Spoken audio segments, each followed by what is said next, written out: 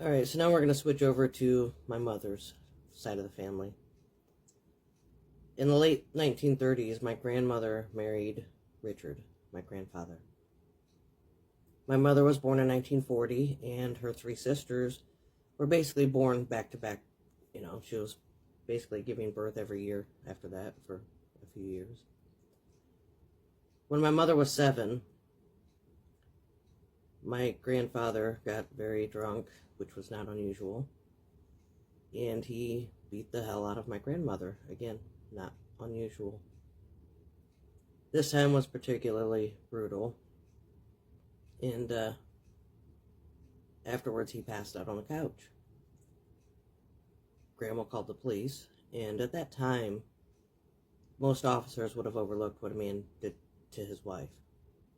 These guys were a little bit different, though. They got all the kids out onto the front porch, and Mom had to watch her sisters because she was the oldest. And there was a large chunk of wood that came off of the window frame because he also destroyed the house while he was beating her.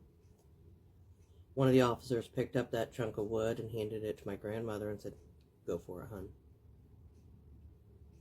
She hit him one time and ran out the front door to be with her kids.